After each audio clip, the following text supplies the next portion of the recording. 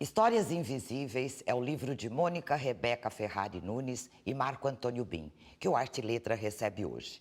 Narrativas de personagens ocultos no espaço urbano que revelam e transformam. O Arte e Letra volta já.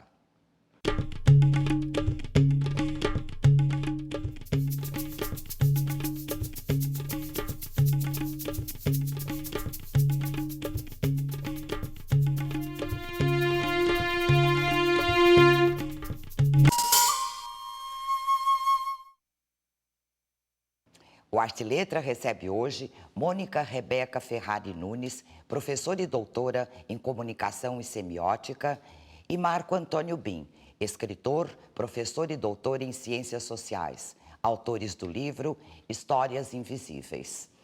Mônica e Marco Antônio, muito obrigada pela presença. É um prazer tê-los aqui conosco. A gente que agradece. O livro está maravilhoso, não Que preciso bom. dizer, né? Vocês são professores, pesquisadores, Marco é escritor também. Como é que vocês tiveram essa ideia de escrever esse livro em parceria?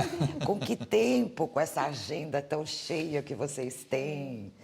Então, na verdade, assim, a primeira inspiração veio de conversas, né? Então, nós somos amigos e isso facilitou um pouco certas indignações, né, que nós tínhamos em relação ao espaço urbano, à cidade, a essa velocidade que não permite que a gente veja o outro, escute o outro. Então, num primeiro momento, tinha a ver com essa vontade de... Era primeiro um falar sobre a cidade, sobre, enfim, a sobre vida essas cotidiana. angústias que vocês sentiam. Exatamente. Em relação a esse momento em que a gente, de fato, não vê o outro e quantas pessoas que, enfim, ficam desaparecidas, né? Marco, quiser comentar? A gente vive essa cidade num ritmo nosso, corrido, né, como você comentou, e a gente se atenta muito pouco para a grande parcela da população. Marco, você se considera assim, um observador da cidade, dessas personagens? Mas acho que não tem como, né? Porque assim, a minha formação, a opção minha foi de sociologia justamente por isso, né? Por essa questão de apreender esse universo, a sociedade. Você não fica só na academia, então? De modo algum, e nem há por que ficar só na academia, né? Eu acho que as coisas acontecem muito ao nosso redor e na cidade, nos espaços públicos. Então, é importante sempre a gente estar atento para as coisas que estão acontecendo ao nosso redor. E aí começou a germinar, né, a história do livro. Encontramos... O legal foi a coincidência dos olhares, né? Dessa preocupação, né? Que a gente tinha por esse espaço e, ao mesmo tempo, uma necessidade de nós mesmos, de nós permitirmos que esse tempo de fruição, de observação, se desse entre as nossas próprias conversas, né? Muito bom. Então, essa ideia da gente poder pensar sobre um assunto juntos em função de O título foi muito feliz também, né? Porque vocês falam de histórias invisíveis, né? São essas pessoas que se escondem. Como é que vocês fizeram para encontrar? Pois e o duro é que elas não estão escondidas. Né? Mas nós não as vemos, nós e toda a sociedade toda. Talvez a questão seja porque essas pessoas, de alguma maneira, e aí vou revelar um dado talvez preliminar, né? Primeiro de uma série de dados. Assim, a gente inicialmente pensou nas pessoas que estavam atrás dos balcões, né? Então, eram os atendentes. Vocês têm mesmo alguns contos que trabalham com esses personagens. Com personagens que estão atrás de atendentes, estavam dentro dos uniformes. Então, a gente brincava um pouco com essa ideia de pessoas que elas estão lá, mas elas não são vistas justamente porque, em muitos momentos, o próprio espaço segrega, né? E exclui, e a gente não consegue, enfim, a maioria não consegue visualizar. O olhar acaba sendo muito canalizado, né, nessa sociedade capitalista, neoliberal, preocupada. Capitalista, consumista, onde tudo que tem brilho, né? Sim, é o que chama atenção, o que desperta. Exato, essa coisa do espetáculo. Então, sempre aquilo que não está como padrão por excelência, não aparece. Não é visto, né? Não é que não esteja lá, está, mas a gente não vê. Então, a ideia das histórias invisíveis justamente era mostrar que essa invisibilidade ela deverá ser desvelada, porque ela está, né? Sim, há pessoas ali Há pessoas, que têm há vida, histórias. fatos, histórias. E a gente tinha uma preocupação durante o trabalho todo de mostrar situações não espetaculares. Então, tem um detalhe bacana no nosso trabalho que, assim, as pessoas não ficam ricas e felizes, não encontram o amor para sempre, Não ganham na não ganham na loteria e loteria. mudam de vida. Então, não, as pessoas têm suas vidas, seus Normais, cotidianos normais, com problemas, simples, com alegrias, satisfações. né, com pequenas e grandes dores, como a Jerusa Pires Ferreira, que escreveu o prefácio, aponta, e elas estão lá, né? Mesmo quando elas não são efetivamente mediatizadas, né? Elas não estão aparecendo nem como vítimas, nem como algozes. Interessante. Marco Antônio, você como sociólogo sempre teve interesse assim voltado para essas personagens da sociedade? Assim, há um bom tempo, né? Porque o meu doutorado ele foi já trabalhando com literatura das margens, das periferias. Tá. Então, eu acompanhei durante 5 anos toda a produção dessas escrituras poéticas que se dão, que ocorrem em alguns lugares das periferias. Então, ali para mim, já começou, para mim foi uma coisa muito chamativa. Pessoas riquíssimas produzindo cultura, uma cultura bela, da maneira dessas periferias, né, adaptada ao espaço, ao ambiente, e com pouco material, com pouco esse brilho, se é que a gente pode dizer, mas o brilho é interior, né? Então, essas pessoas, elas me ensinaram muito essa periferia, esse convívio me ensinou muito, né, a essa percepção. Né, mas e eles não aparecem no restante da sociedade, ficam restritos à periferia? Esse é o grande problema, porque as vozes midiáticas, quer dizer, os canais midiáticos hegemônicos, vamos dizer assim, eles não jogam luzes, não dão espaço para essa cultura às margens. E eu diria assim, não só nas margens urbanas, essa cultura do interior, dos rincões do Brasil,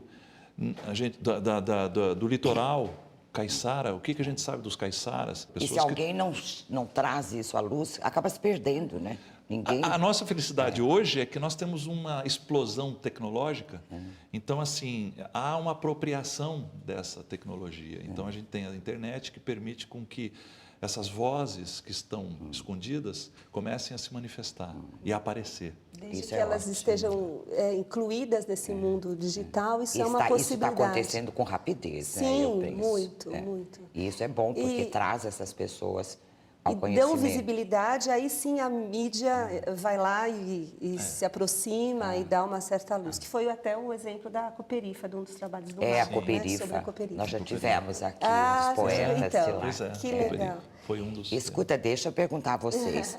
É Francisco, Elvira, a Elvira e o Ribeiro, a Denisa e a Rosália. São alguns dos nomes, né, dos seus contos, que são personagens dos contos. Como é que foi encontrá-los e saber dessas histórias maravilhosas? Isso tomou muito tempo de vocês? Eu acho que esse tempo, assim, nosso trabalho demorou 2 anos. 2 anos? Acho que vale a pena a gente dizer que nós enviamos esse projeto a um edital da Secretaria da Cultura, aberto a apoio a publicações de livros, e, enfim, nós somos contemplados, é o PROAC, nós somos contemplados com esse merecidamente. Com esse edital, e esse trabalho, só que quando nós enviamos o projeto, nós já estávamos realizando, estava em andamento.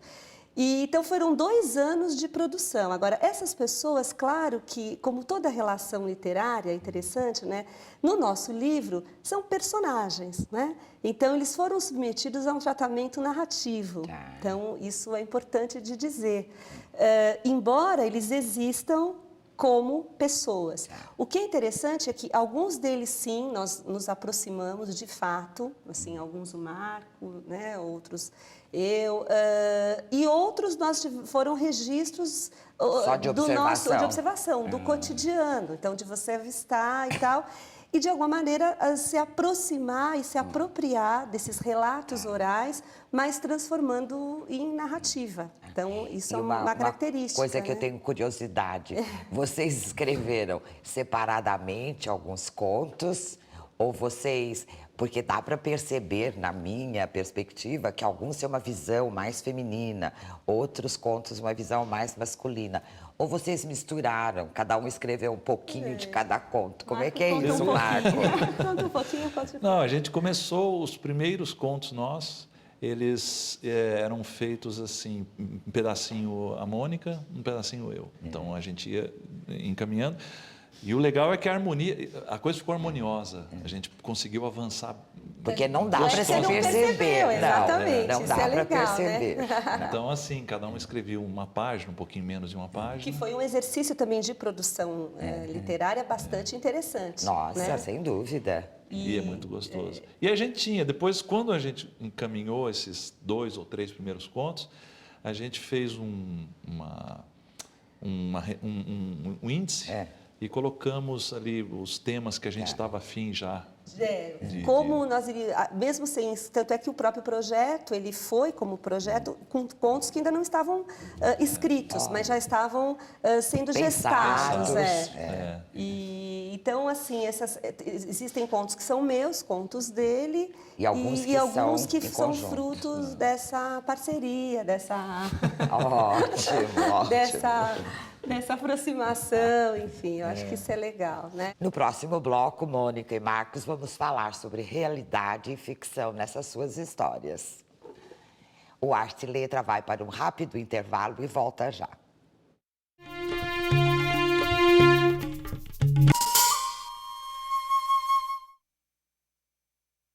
Rádio, TV, revista, jornal e internet. A mídia em discussão no Imprensa em Debate. Terça, à meia-noite.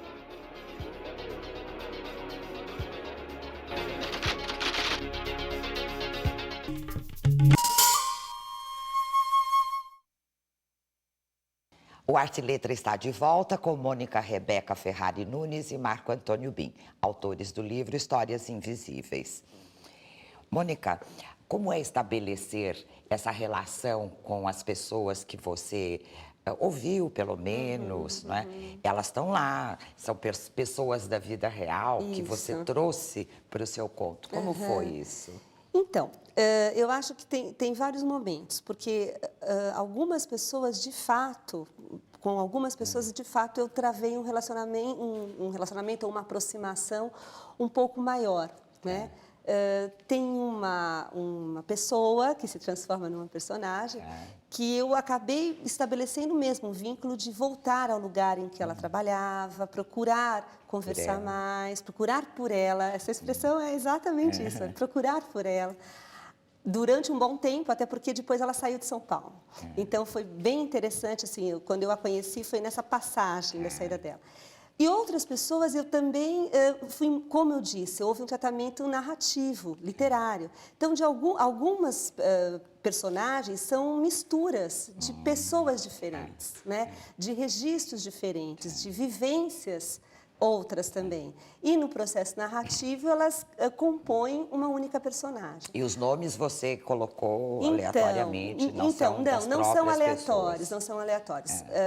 Alguns nomes foram mantidos, alguns nomes foram mantidos, e outros nós mudamos por, enfim, por achar que na verdade, acho que eu vou confessar aqui até o quê, né? Por que a gente mudou exatamente?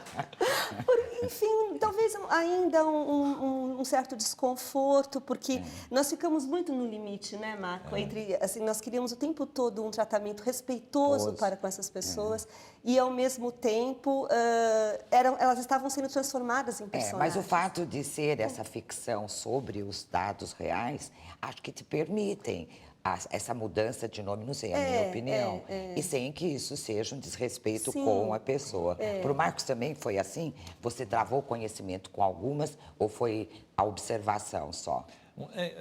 Teve alguns casos específicos, né? Quer dizer, teve o caso do zelador do meu prédio, por exemplo, é um personagem maravilhoso. Tá um conto lindo.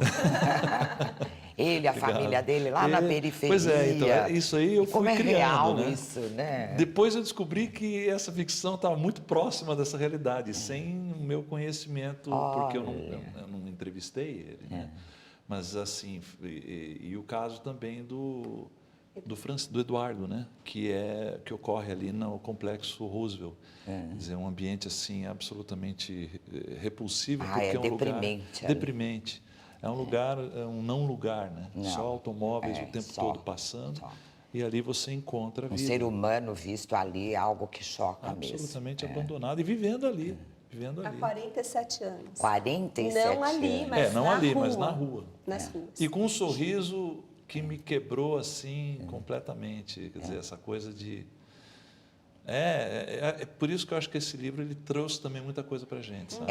A gente se Esse alimentou limite muito. entre a realidade e a Exatamente. ficção, como é que é isso? Eu acho tão difícil, Muito né? difícil. Você pensar alguém vivendo ali, gente, é irreal isso.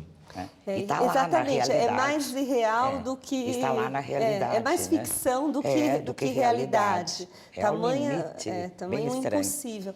Mas eu acho que o nosso trabalho está numa fronteira. Então, a gente não pode dizer que é um jornalismo literário, mas não deixa de fazer um pouco esse caminho que eu resisto em chamar investigativo, mas de observação, de ir lá, de fazer o contato, de percorrer aquele espaço em que a pessoa viveu. Então, muitas das histórias estão situadas nos espaços reais, como no caso do Eduardo, que vivia ali no Complexo Roosevelt. Embaixo do viaduto. Embaixo do viaduto.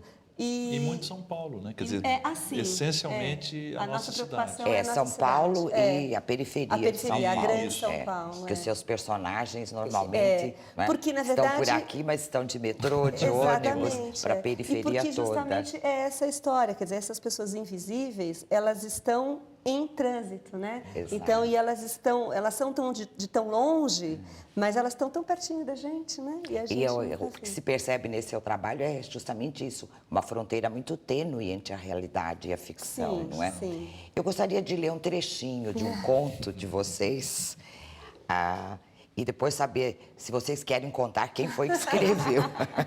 A Mônica fala. Diz assim, ó, perguntei o nome dela, daquela moça delicada de uniforme bege, de touca e luvas. Liliane era alguém que sofria, que não fazia as unhas